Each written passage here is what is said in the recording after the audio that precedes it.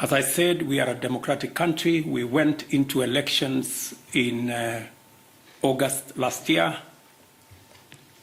Highly competitive election, very peaceful election, the best acclaimed outcome ever, an election that dealt a big blow to ethnicity, that election was devoid of any ethnic propaganda or any ethnic persuasions. Kenyans voted, and the outcome of that election was acclaimed by all the people who went through that journey with us, including observers, both domestic and also foreign.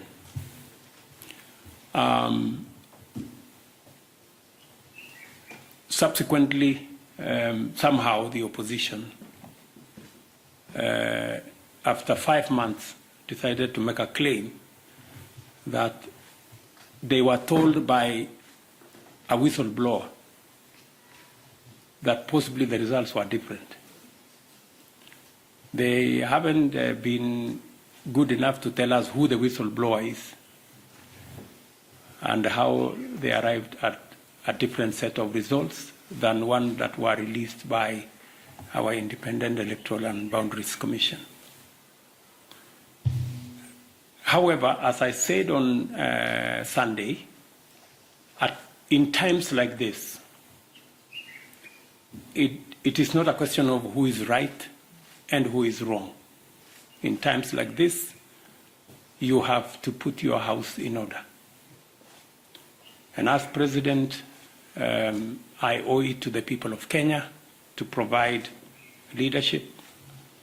And on Sunday, I did ask the opposition to reconsider the demonstrations that they had undertaken, because protests and demonstrations are provided for in our Constitution, but the protests and demonstrations were acquiring an ugly, violent turn that was destroying property, putting a lot of lives into risk, causing a lot of unnecessary chaos, and it was time for them to reconsider those demonstrations.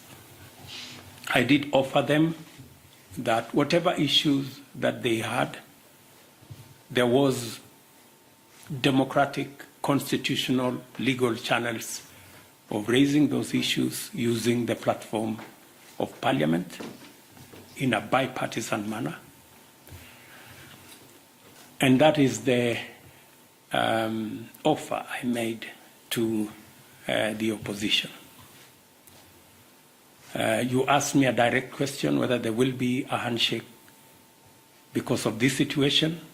I want to tell you there will be no handshake. But there will be an engagement in Parliament on the issues that have been raised.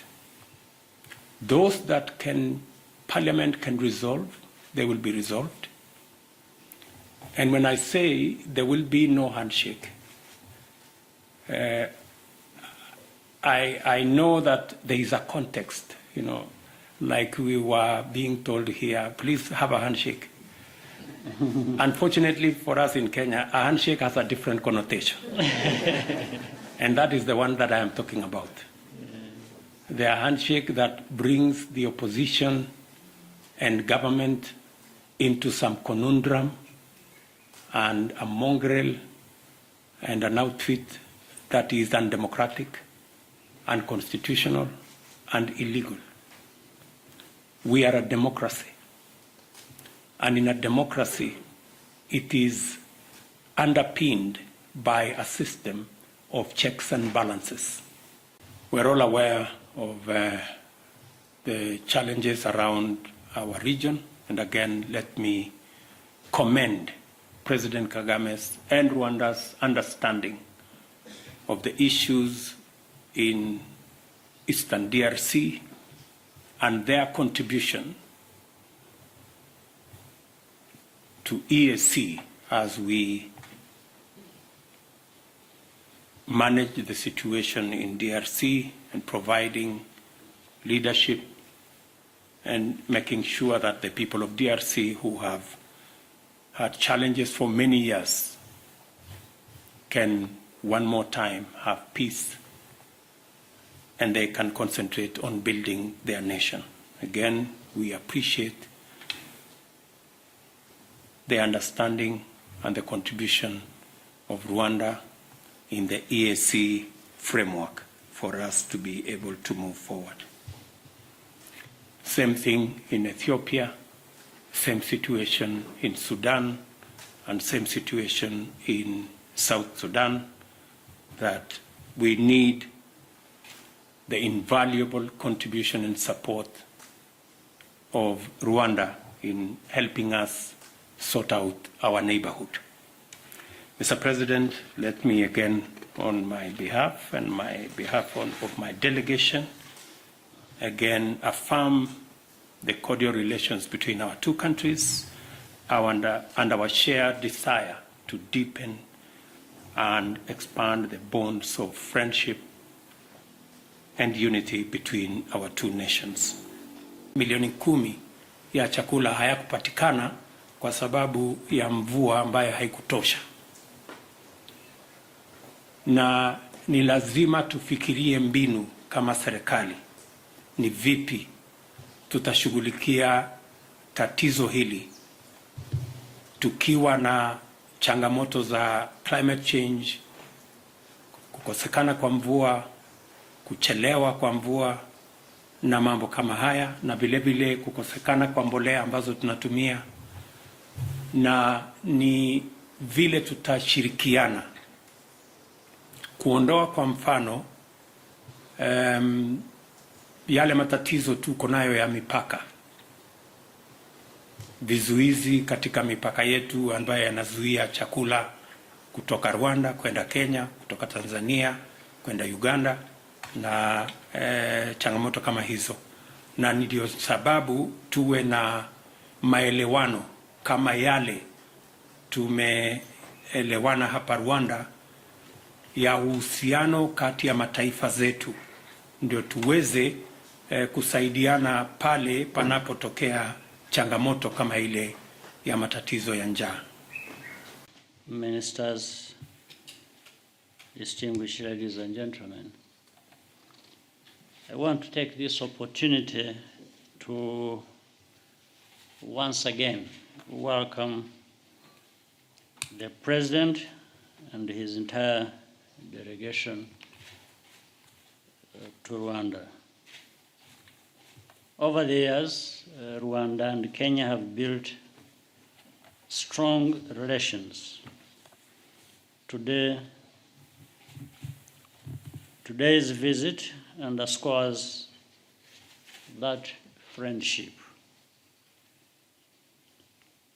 The President and I had productive discussions.